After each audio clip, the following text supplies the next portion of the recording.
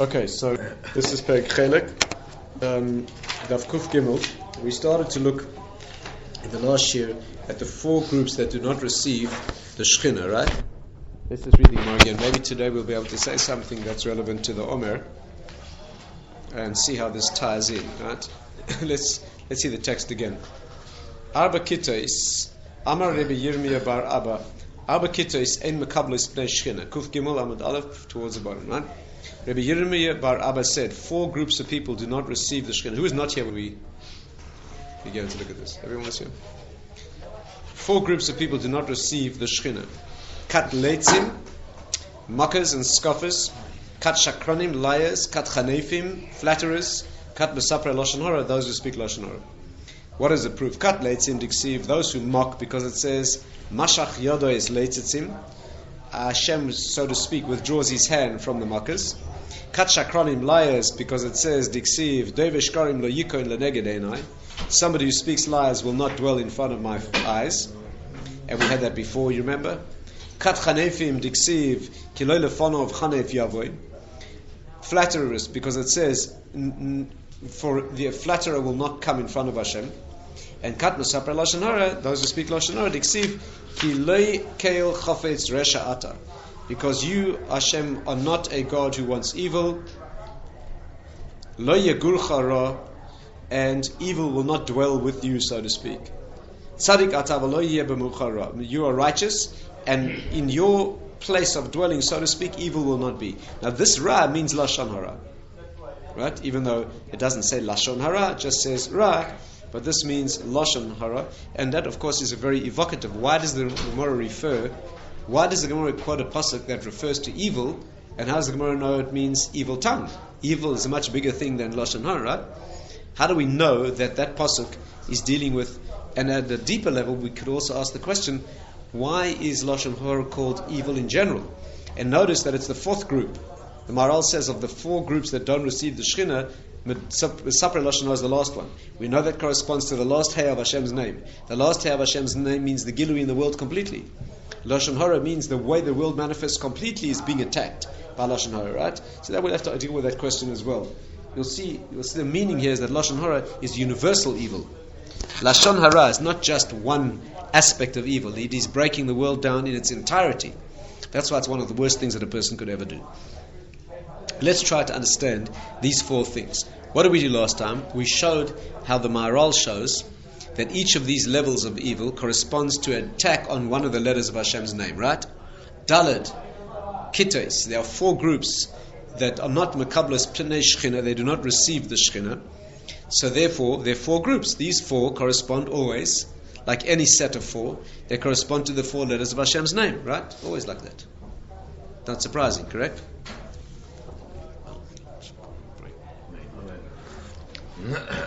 So the Maharal explains, as you'd expect, how these four are manifestations of attacks on Hashem's name, right?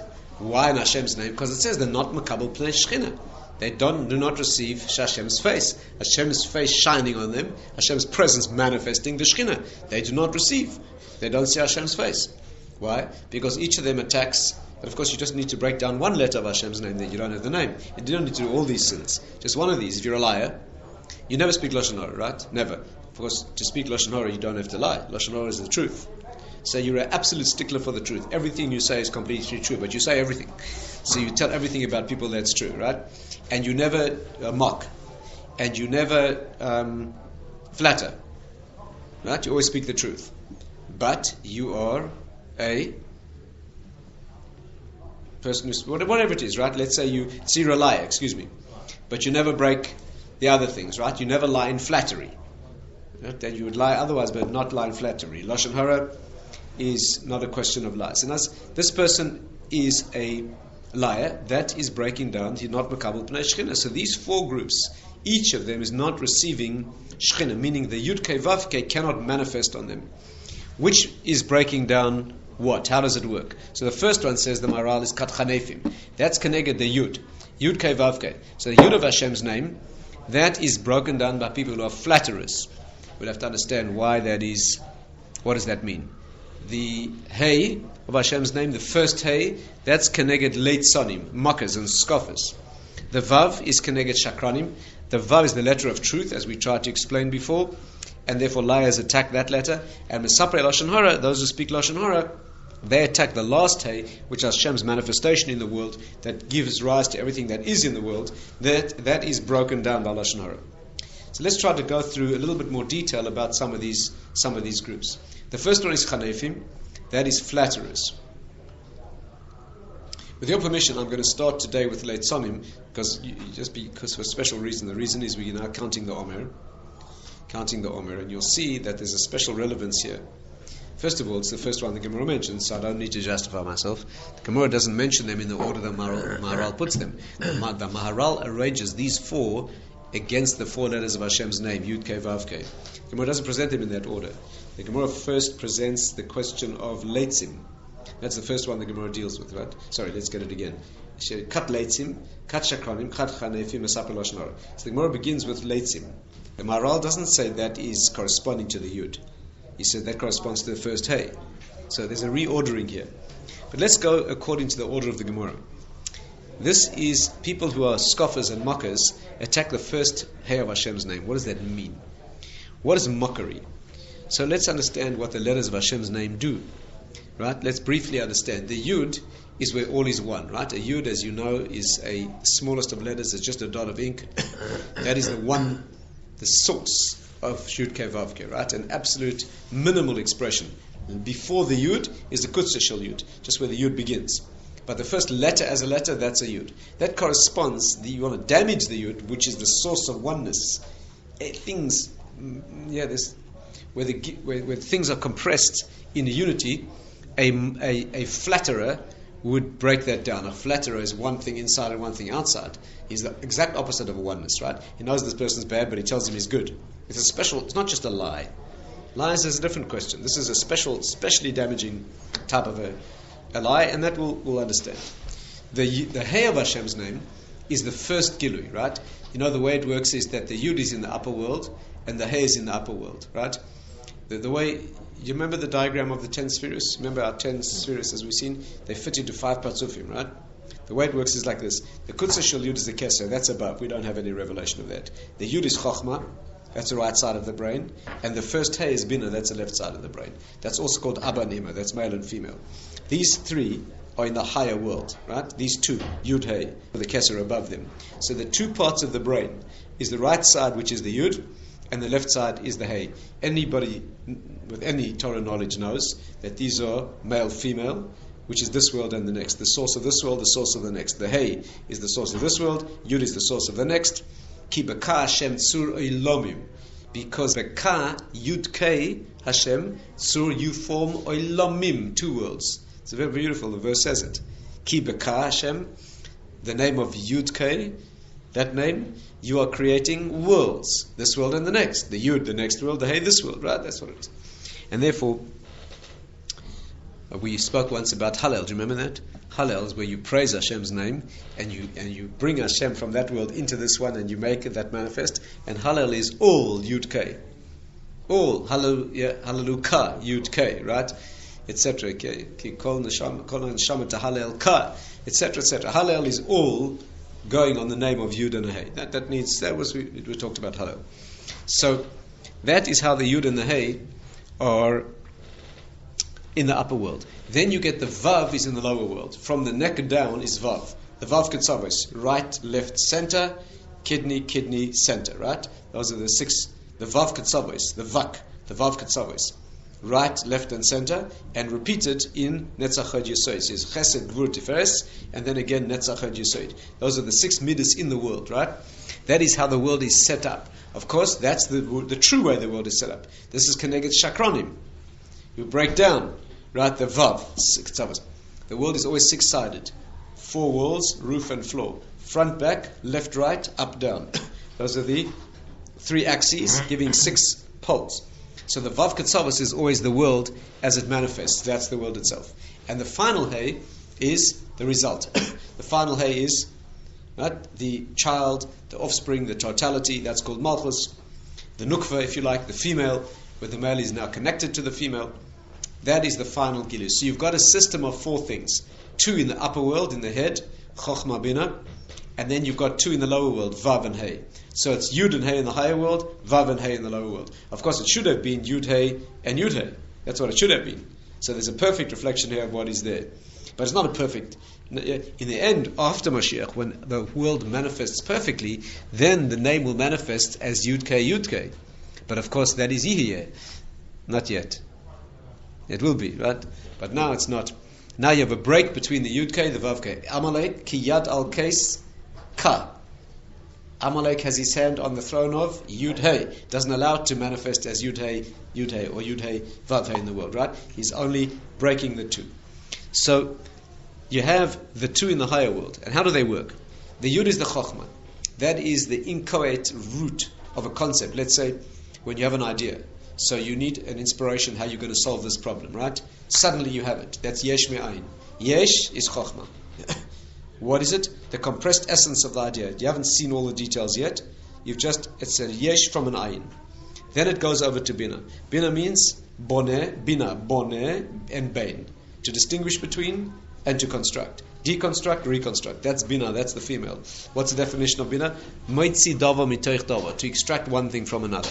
That's all the parts, right? So this is the architect's inspiration. He sees how he's going to do it. This is the architect's plans. When finally all the plans, nothing happened yet in the world. It's all in the mind.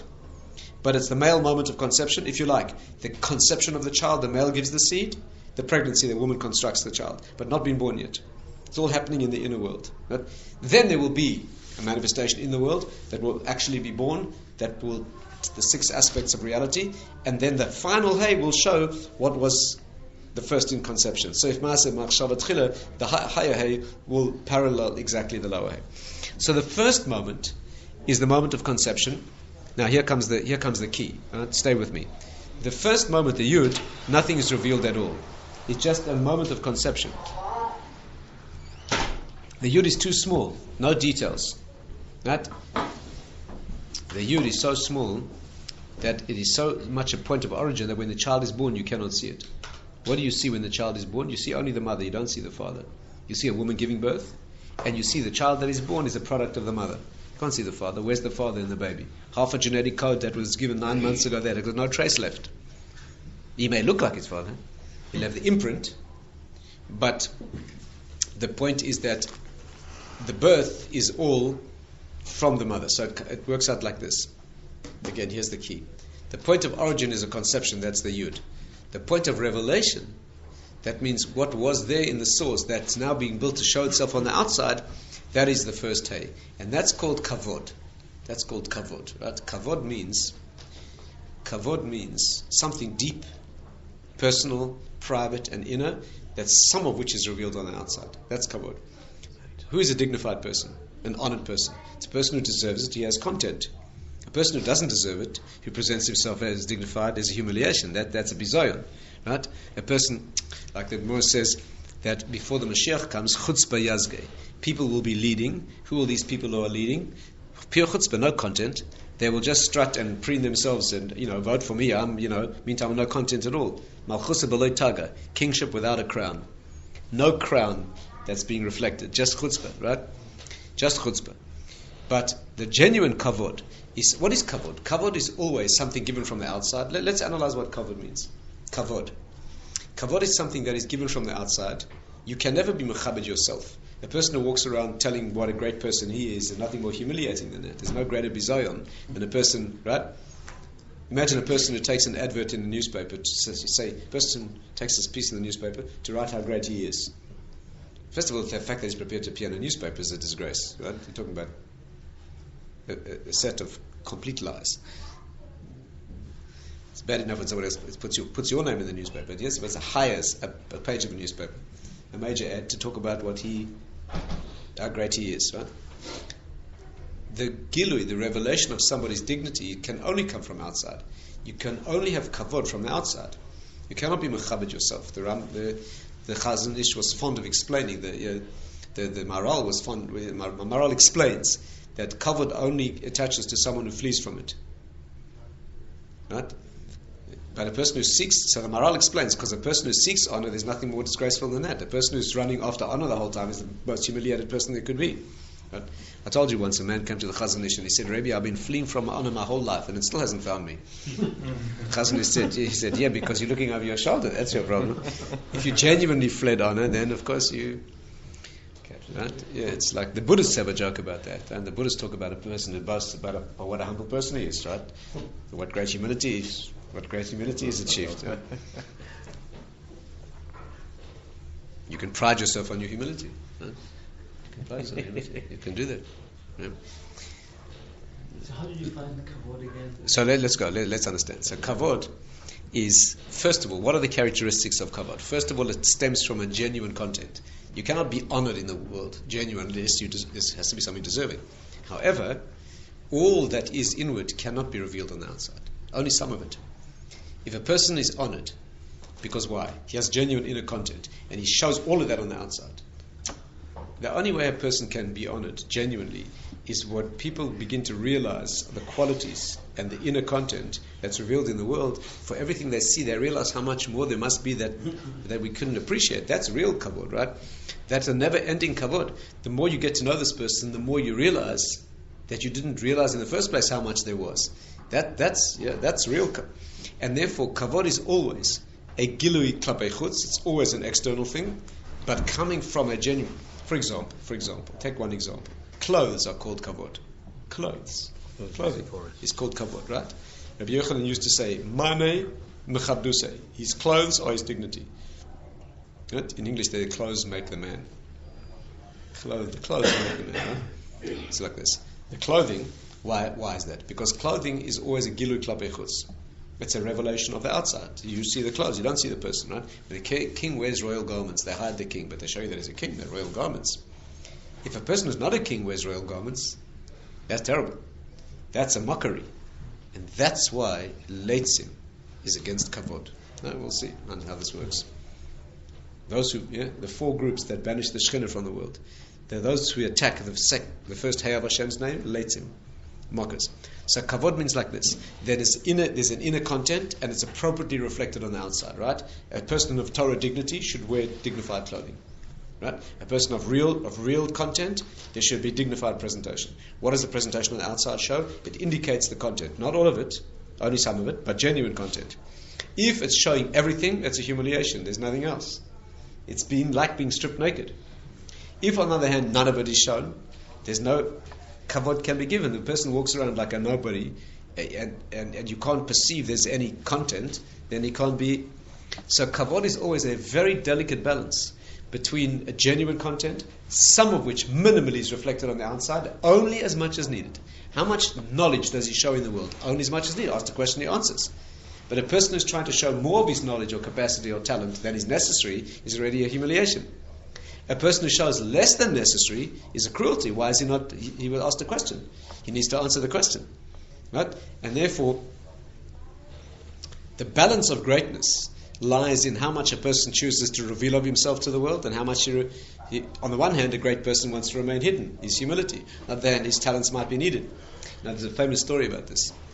In Kovna, during the days of Yisrael Salanta, there was a man working in a factory. This man was a menial laborer. And the other workers, one day, they got close enough, they heard him mumbling under his breath. They got close and they heard the man was chazering Yerushalmi Baal Peh. He was going through a whole Talmud Yerushalmi, or verbally from memory while he was working. So one of the workers walked up to him and accosted him, and he realized he'd been heard. He denied it completely. He said, "He must have misheard. I'm just a manual laborer." They could not get the man to admit that he must have been one of the major figures of the generation. There's a man working sawing wood, and he's going through the Talmud Yerushalmi Baal Peh, right? Completely denied it. So they went to Rabbi Salanta. They said to him, "Listen, there's a tzaddik nista in Kovna.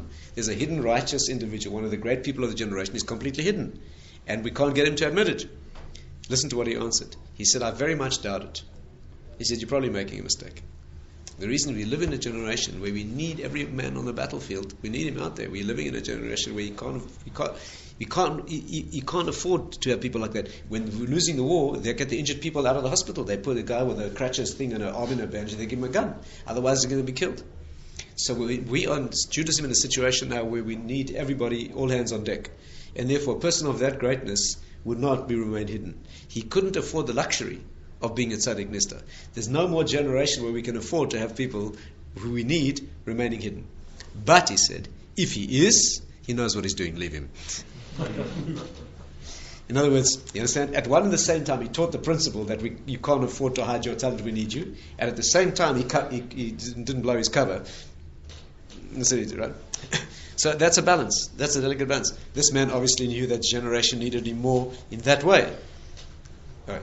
So, genuine kavod, here's the key. It's an inner quality that reveals itself on the outside only as much as appropriate. When a person's walking around in fancy clothes more than what is appropriate, it's a humiliation. When a person of genuine content walks around shabby, it's also disgrace. It's also disgrace.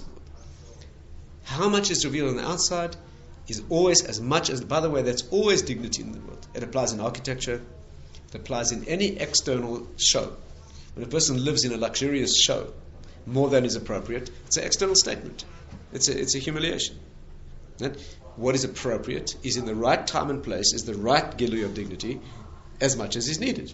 Right? Where the form fits the function perfectly. That's mechubad. That's mechubad. Secondly, kavod is always only given from the outside. Only from the outside. This is why, listen, the amazing secret. Hakol bara lichvodo. Hashem created everything for His honor. That's why He created human beings who are outside of Him, who have free will, to be mechabed Him.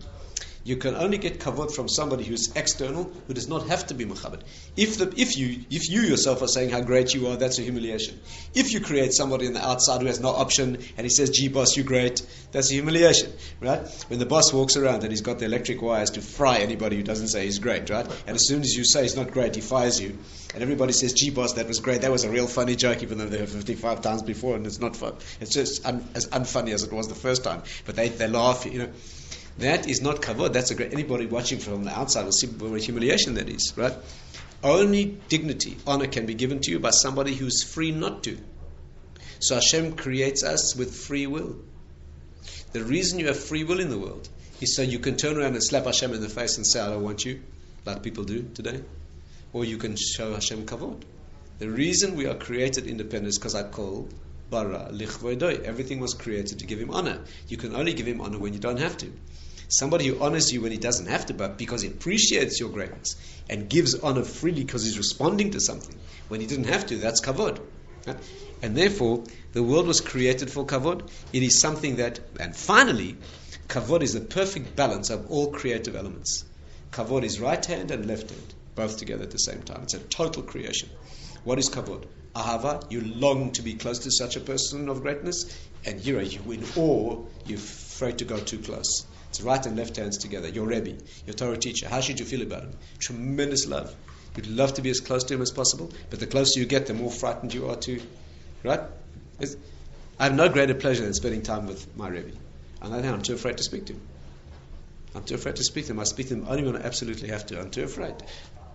Rabbi, why kavod is also Gematria Lev and... I'm coming there. Oh, I'm getting. Oh, that's where we're getting. Oh, that's it. We're on the same page. Yeah, good. That's where we're heading. Just one second. So kavod is right and left hands, right? Kavod means you want to be close to Him. On the other hand, there's the yira, the awe. By the way, that's how you should feel about Hashem. You should feel tremendous longing to be close to Hashem, but at the same time, tremendous fear. Ahava and yira at the same time. Can you have mixed emotions? Of course you can. Of course, can you have two conflicting emotions? Of course you can. Imagine you're about to knock on the door of a man who's so powerful that if he grants your request, he'll you made for life. On the other hand, he might just smash you and humiliate you and kick you out. How do you feel as you knock on the door? Two conflicting emotions. This is my big opportunity. Yeah. On the other hand, woo. Yes, absolutely. You could feel when you address Hashem, you should feel tremendous love, right? And wanting to be close to this, and at the same time, an amazing awe of the presence of the. Yeah. And therefore, kavod is a total creation. And therefore, Hakol bara lichvoidoi, Hashem created everything for His honor, and that's why He created kavod. Everything in the world is 32. What is kavod? Chaf beis, vav dalet. 22 letters of the alphabet that join the 10 sfirot. 22 and 10. Kavod. He created everything in the world out of the 10 sfirot joined by the 22 letters, which is the 32 elements of creation, which is the lev, the heart, lamed bet. And that's why the word Elokim, the name Elokim, appears 32 times in the creation. Vayomer Elokim, etc. Yehi or Bereshis bara Elokim. The name Elokim, the name of creation, occurs 32 times in the creation because he's creating the inner aspect of reality, which is the lave. The teeth is 32 because that's the junction between outside and inside. Outside the teeth is called outside. For example, an injury outside the teeth, you're not Mechalel Shabbos for that, not life-threatening. An injury inside the teeth on Shabbat, you can break Shabbat for that. It's called Makash al Halal, including. Teeth inclusive, right? 32 teeth, the lave. 32 is always the number of kavod. That is, we are now in the first 32 days of the Omer. What is Omer? Omer means piling up. Omer, Amira, or Ma'amer, to pile up. Omer, we're piling up the fullness. The first 32 days are the inside. The first 32 days of Omer, you're building the heart. After that, you have 17, Tov. Lev, Tov. Omer, 32, 17. That's 49. Lev, Tov. The Lev is the inner work. The 33rd day, the fires are lit. The Lev has been built. Rabbi Shimon Bar Yochai can die on that day. He can leave the world. He's built his work is to build the Lev, the inner aspect of Torah. Rabbi Shimon Bar Yochai comes, he builds Kabbalah. That's the inner aspect of Torah. After that, the fire has been lit. He can leave the world safely. It's a day of rejoicing when he dies. Why do we rejoice when he dies? His work is done. The Kabbalah has been built. The inner heart of Torah has been built. Now it's only a question of Gilui Klapei Chutz. That aspect of the kavod that reveals itself on the outside, that's called Tov. Lev, Tov, right? And therefore, there's 32 days of building the inner reality, and that's the dangerous time. Why is the Omer such a dangerous time? Because the child is being formed here. The child is being conceived and formed. It's a critical time. Right? Do you know what the 33rd day of the Omer is? The 5th day of the 5th week. Hod Shebahod. Lag BaOmer, 33. 5th day of the 5th week. Why? The first week is Chesed, conception and beginning. The second week is Gvura, where it takes shape and form. The third week is the harmony, Tiferes, between those. The fourth week is Netzach, the seed starts to be built. This now you have the thing beginning to manifest itself in a form that will go out and have an eternal result, Netzach. Then you get the 5th, which is Hoid, where the seed is completed. That's the most critical moment. Once the seed has been built, the tree is producing a seed. The essence of the tree is distilled in the seed. The seed starts to form. As soon as the total essence of the tree is in the seed, now it's fine. If the seed is detached from the tree, no problem, it will grow a new tree. So the 5th, that's what it is. Chesed, the beginning of creation. Gvura, the form that it takes. Tiferes, how those two harmonize. Netzach, you're moving into eternity. Hoid, where to be put into a seed that will contain eternity. The fifth element. The 5th day of the 5th week, the seed is complete. Now it's only a question of being detached and growing in the soil and making a new tree. So Lag BaOmer is the 5th day of the 5th week. It's the perfect day when the seed is completed. What is the seed? The inner work. That's Kabbalah. That's the inner aspect of Torah. On that day, Rav Shimon Yochai can die. The tree can disappear. It makes no difference. Once you've ensured that the genes are put into the seed correctly, no problem. Now it can fall off and it can grow. All it is now a question of good soil, that the Tov can come out. But the Kavod, in these 32 days, we're building Kavod. What is Kavod? An inner quality, inner dignity, inner content that will then reveal itself on the outside. In these 32 days, the students of Rabbi Akiva died. Shalom nahagu kavod ze b'zeh. They were not giving kavod to each other correctly. These are the days in which kavod is being built. These are the students of Rabbi Akiva bringing Torah to the world. Their job is to build kavod. These are the 32 days of building kavod in the world. You make a slight error there. Just the genes are not being correctly put together. Those students of the Rabbi Akiva are not building the world. The world stands on their shoulders. There's not enough kavod in these 32 days. They leave the world because of that, right? That's why this is such a dangerous and difficult time. It's because that inner aspect of the world is being built. Of course, these 24,000 Talmidim were Gilgul of the 24,000 who died in the desert by the Bnei Midjan, right? Where there was this disgusting event that takes place in the Midbar. Yeah, the 24,000 people who died then. So they come back to the world as a Talmidim of Rabbi Akiva, right? And they have to correct that mistake. It's a long discussion, but because they don't build it correctly, they are. Who was Korach? Was Korach? Who? The 24,000? 240 followers. We're talking about 24,000 people who died. On the plague after Mockery. Yeah, the plague. in the plague, they are coming back to the world as the 24,000 Talmudim of Rabbi Akiva. Anyway, that is the... Why is it called Tov? What's Tov? Tov. Tov means always the Gilu Klape Chutz. Tov means what is goodness? Goodness is the result of... I'll give you an example.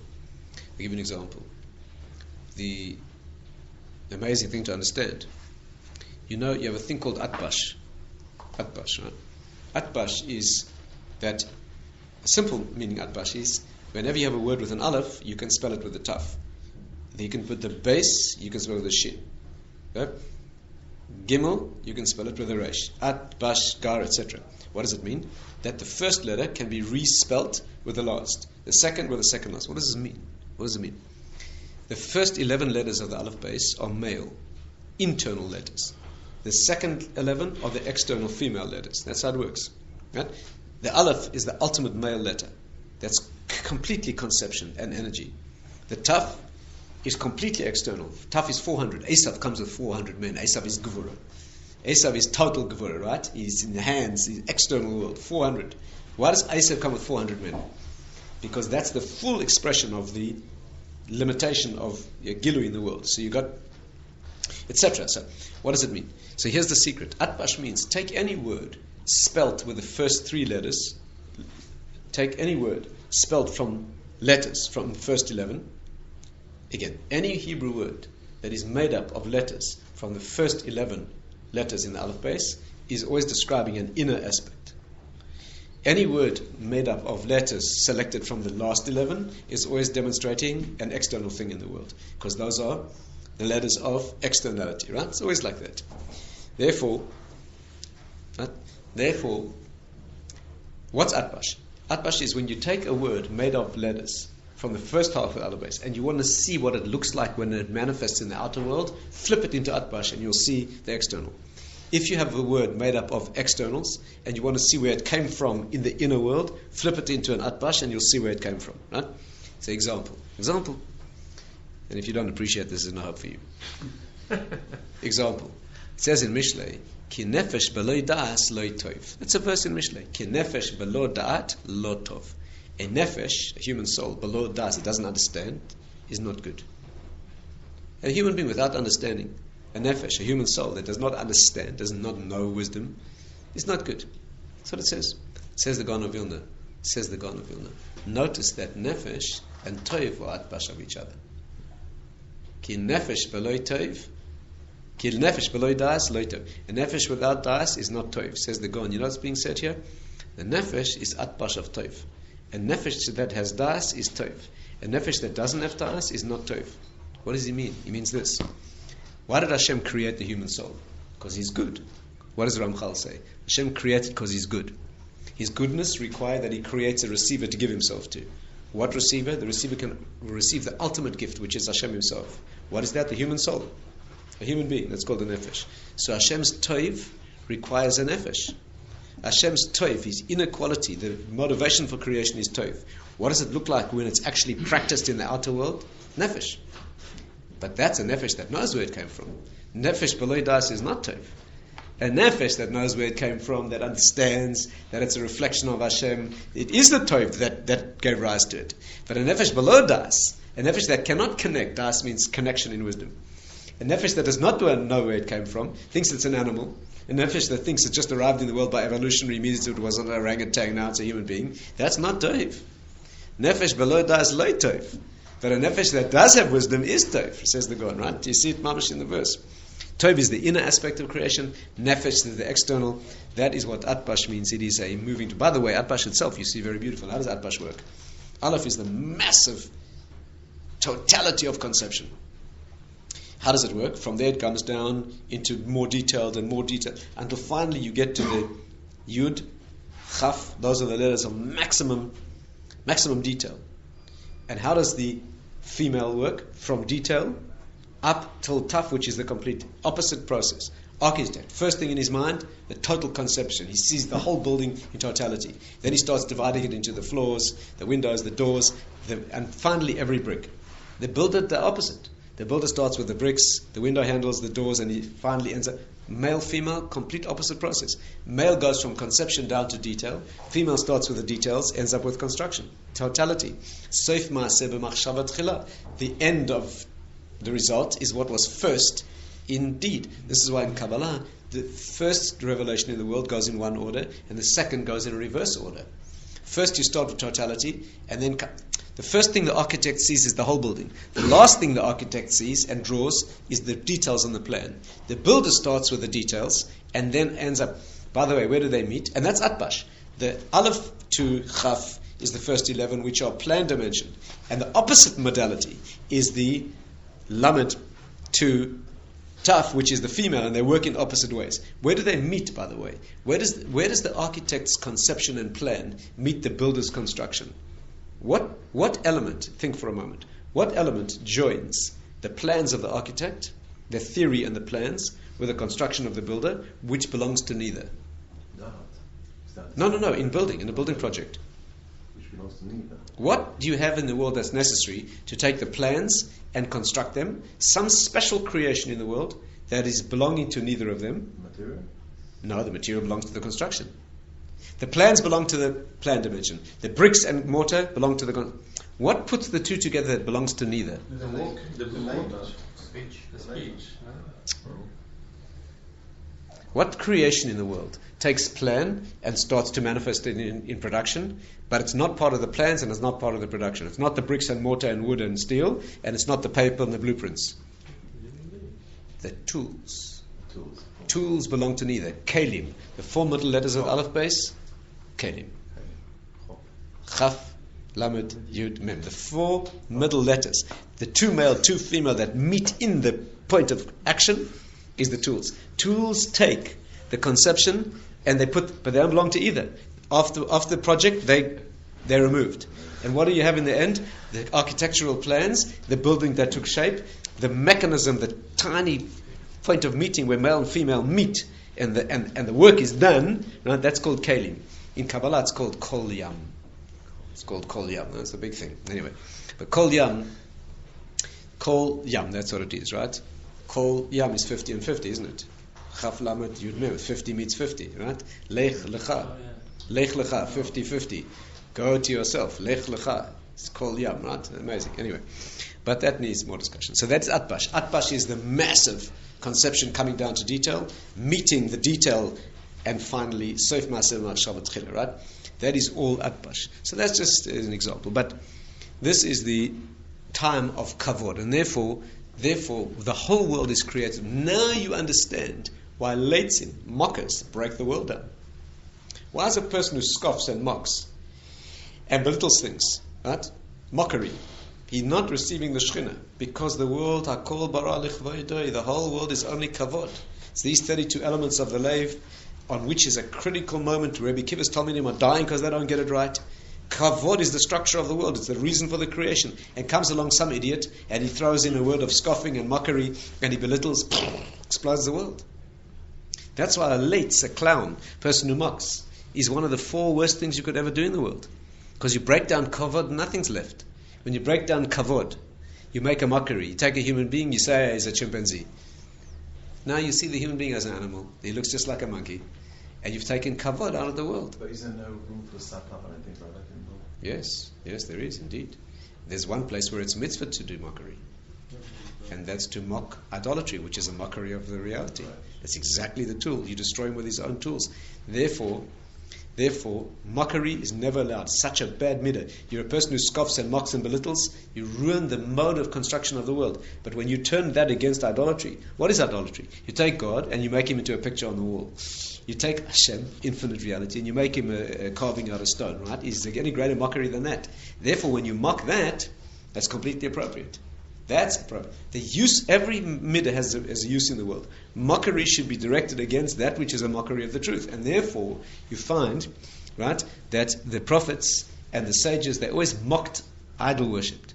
In a way, they never mocked. Mockery and belittling, late sonus, is a terrible breakdown of the human form. But when it came to idolatry, they mocked it in the most scoffing, because that's exactly the appropriate use of this thing, right? When you take a thing What other tool can you use? You've got this thing that's a mockery of the truth. The appropriate way to handle this thing is to show what a mockery it is. So you do that. It's exactly, that's what it is. And therefore, you see they're always handling. When Rav Ashi wanted to talk about Menashe, the great idolatrous king, he said, Niftach b'chav, let's talk about our buddies. You see, he cut him down from the great king of Israel to his buddy. He had a dream that night, and Menashe came to him and he said, who are you calling your buddy? And he showed him that he knew zillions of times more Torah than he did. Okay, and that is right?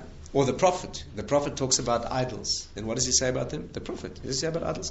He says they crouch to excrete, and they're unable to excrete. You're talking about it. Kara Nevoy. It talks about the idols of the Babylonians, the god of the Babylonians, and he says they try to excrete excrement and they're unable. He's talking about. It has a deep meaning, of course. It means that idolatry is always an excrement element. Instead of the nutritious being absorbed, it focuses on the. But he mocks them by saying, look, they can't even use the bathroom. I mean, say the way to speak. This is part of Torah, right? The prophet comes along when he wants to talk about idolatry. He talks about the inability to use the bathroom. Talk about scoffing and mockery. That's the mitzvah. The mitzvah is to be as mocking, right, of what he's doing is reducing them to the level of a mosquito. The Moshe says a mosquito is a creature that has no mechanism of excretion. Mosquitoes can absorb, they drink blood, and they absorb all the products, and they have no no mechanism of excretion. And that's called a birya color. That's why Titus was destroyed by an animal that got into his head, a mosquito-type creature that got into his head, right? Because Titus said that he was against Hashem himself. He walked into the Kodesh Kodashim and he put his sword through the pareches, and he thought he killed Hashem because blood came out. So Hashem said, "Whoa, the right punishment for you is to be destroyed by the. You thought you killed all of reality, so now you're going to be destroyed by a creature so insignificant, right? But which creature? A creature that can't even discern, doesn't have a mechanism of excretion. That's a big subject. It needs a lot of discussion. But be that as it may, it's always a mockery. That's a real mockery of Titus. He thinks he killed God. So who kills him? Not God himself. A creature that is so insignificant. A mosquito is always the creature that the Torah uses as the least significant. What does it say? It says like this: if you behave as a human being, you're greater than all creation because you were created last. Meaning you were created last in creation, the totality of creation. If you misbehave in the world, a mosquito is greater than you because he was created before you. Because the mosquitoes were created before. But why does the Medrash choose a mosquito? Because he's nothing. He can't even discern between anything. He can't discern between what needs to be absorbed and what can't be, right? Whenever we talk about something who has das, color, no das, kal, what is that? Cannot discern. What is it? What is a light mind? A das.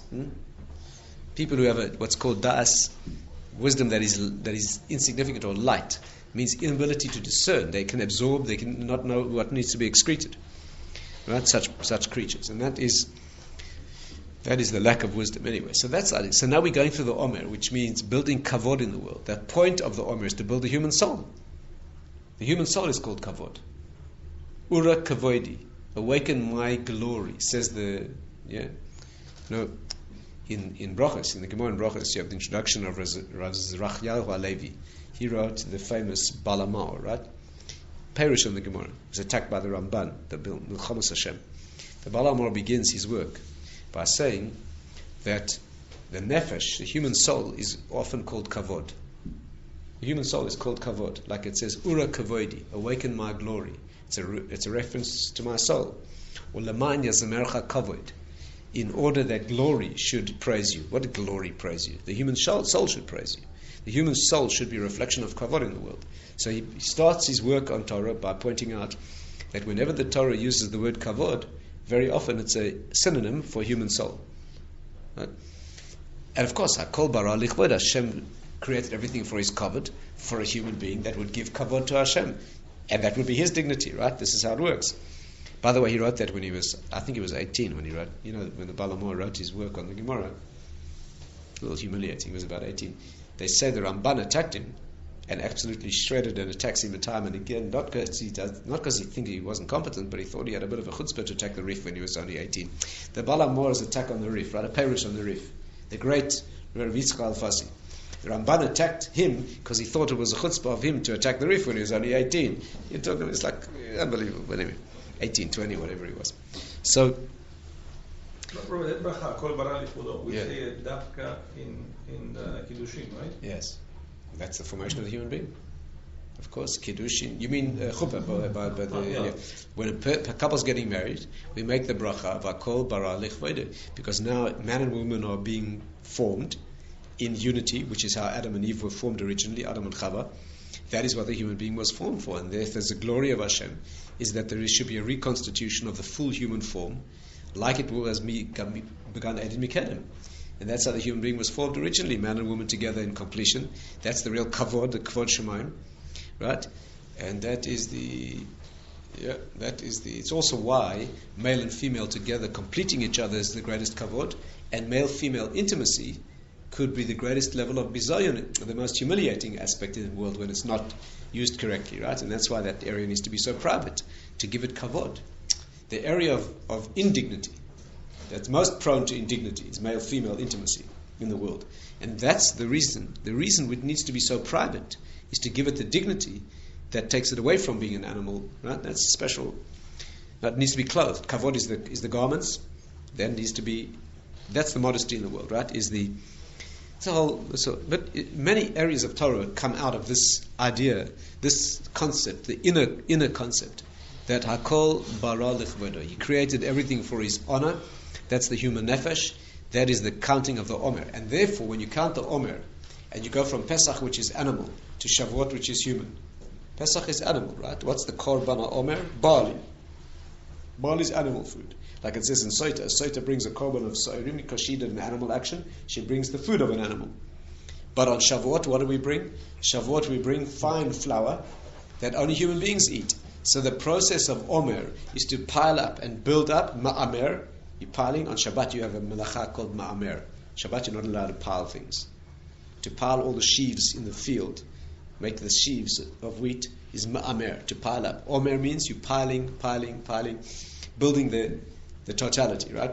And as you go through the Omer, you are building on the animal and arriving at the human. How do you do that? The first thing you need to build is kavod, the inner dignity, the inner aspect of creation. The first 32 days, you're recreating the creation of the world. Those 32 days are repeating the 32 times Elokim is mentioned in the creation as you work on creating the inner aspect. Then you have 17 days afterwards.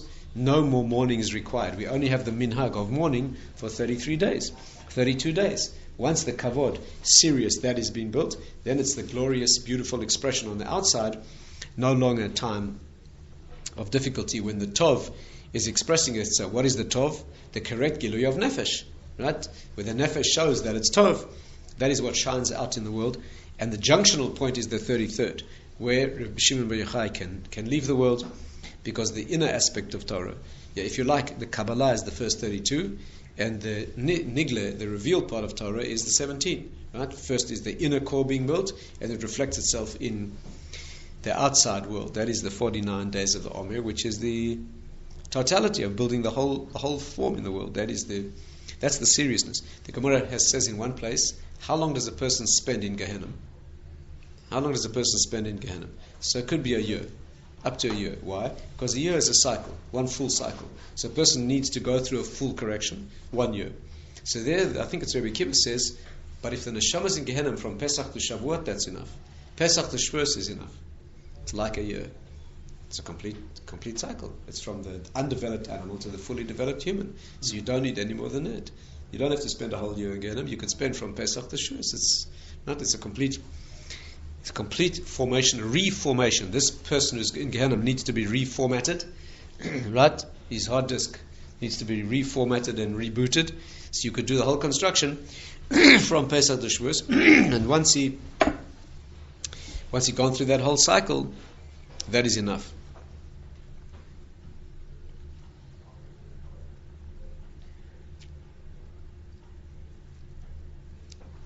You know that the work of Shavuot, the korban of Shavuot, right, is the korban of Shavuot is the bread, the 13 times sifted fine flour that makes the bread. The difficulty with that is that the Gemara says that each time of Rosh Hashanah for a new bracha in the world, right? Rosh Hashanah, yeah. Pesach is that the tvua should be blessed. the produce of the field. That's when the harvest is starting to harvest the barley. Pesach. Sukkot is the time for what to be blessed? Rains, the water. There's a blessing for the rain, right? The Rosh Hashanah is for human beings, but what's interesting is Shavuot, it says al peirot ilan, fruits of the tree. Shavuot is the time when Hashem gives a bracha for the year for the fruits of the tree. What's very weird is, why don't we bring fruit of the tree? Why are we in bread? Very weird. Pesach is a blessing for the omer of barley, and what do we bring? We bring barley. That's the korban, right? And water, Sukkot, we do nisuch hamayim, we pour the water on the mizbeach. Appropriate, right? Rosh Hashanah, it's a human being, we do tshuva, fix the human being, right? The problem is, Shavuot, the blessing is for fruits of the tree. We don't arrive with fruit in the Beis HaMikdash, we arrive with bread. Fine wheat. So the Medrash says that wheat was once a fruit tree, and therefore when Adam Rishon ate from the fruit of the tree, he ate wheat. Fruit of the tree. It was once a fruit tree. After the sin, it became wheat. What's the difference? Amazing thing. What's the difference between fruit of a tree and wheat that grows in the field? It's ready to eat. Yeah, but there's something more than that. Yes, that's right. One difference is the fruit you can pick and eat like that. Absolutely. It was a hint, suggestion of the final reality where the tree and the fruit will be edible. Wheat is a long process, but there's something more significant. A pri is called lo machal yakarna. Lo machal yakarna. When you prick the fruit of the tree, you can eat it, the tree grows more fruit. But wheat, you've got to cut down the wheat to eat it. It's called machal yakarna. The sadness of wheat is, you grow the wheat, the only way you can eat it is you cut it down.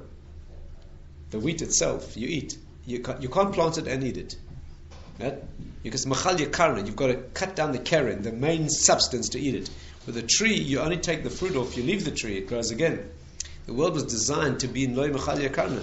Hashem designed the world to be in such a way that a person could walk up to wheat, which was a tree, pluck the fruit, eat it, and the tree continues more and more and more. This means no death in the world. No death, only benefit and benefit and benefit. Man crashed the world into a situation where the fruit of the tree became wheat of the field. Now, and that's why you have to die. That's why you now have to die. Before you never had to die because the world was a world where you could eat from it all the time and it was alive all the time. So you could live off the land, live off your own being, and be alive at the same time, and you could have life. You had your cake and ate it. Now to have your cake, you've got to cut down the wheat that came. That's death in the world. So therefore, trees got killed, and they became wheat. So on Shavuot is a tikkun. On Shavuot we don't bring fruit of the tree. On Shavuot we bring wheat. We bring breads on Shavuot. Shavuot is a reaching back when the Torah is given to Adam Rishon before the Chet. It's unbelievable. So when you reach Shavuot and you bring the 2 loaves of bread on Shavuot, what you're doing is the suggestion is that I'm bringing what originally was fruit in the world, right, which didn't involve the destruction of the place it came from, right? That's the tikkun of Shavuot. That's how you should feel. But anyway, this is the glory. What? It's also called Yom HaBikurim. Chag HaBikurim.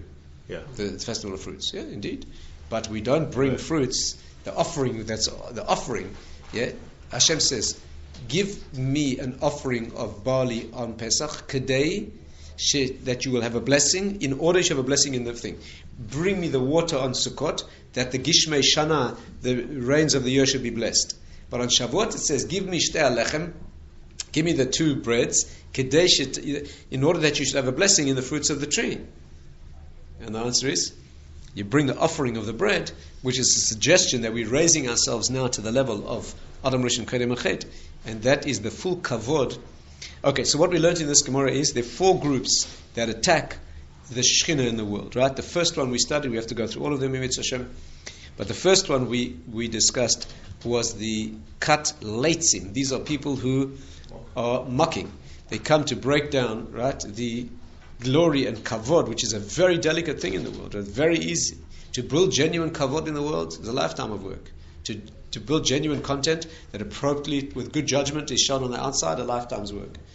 Like it says, 100 words of Musa can be broken down by one stupid mocking comment. Some idiot makes some joking, mocking comment, and you collapse the whole structure, right? Very easy to do. If it's genuinely covered, why is it so easy to be broken? Because mockery does exactly that. It's fragile. our gilui in the world is a fragile thing, right? You are human. You have a side to you that needs to be clothed. It's very easy to strip that. And yeah, we are. When Adam Rishon was created, he wasn't vulnerable to that. He had no clothes. So there was no belittling that could be done. But now we live in a world that is a very delicate balance. That's why it takes such skill and such a delicate thing to have the genuine content that is appreciated appropriately in the world. That only needs to and you see the world. You see, to get advanced today, people have to go around saying how great they are, right? They have to go and pump themselves up and hire ad agencies and so forth and so on. So people think they're great. And the idiots buy it. The idiots buy it and they actually vote for them. That's how bad it is. In a world like that, it's very easy to lose the foot's on the shoes on the wrong foot. To have genuine dignity in the world, genuine kavod, that is genuinely appreciated. Kavod, the definitive answer to your question is because kavod only comes from the outside.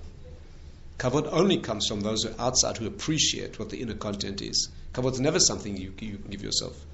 And therefore, in a world that doesn't appreciate it and wants to strip it down and reduce it to their level, out of their lack of understanding or their jealousy, so they break that down in the world, and there's nothing more vulnerable than that. And that's why the Sfiras Oim is such a delicate time. That's why it's so dangerous. That is why it's so dangerous. That's why Rabbi Akiva's Talmidim were died at this point, right? They were very, very great people. They were incredibly great. But kavod, very, very delicate, very hard thing to build correctly in the world. And since they didn't give enough kavod to their incredible level, this Leiv Tov was not being built.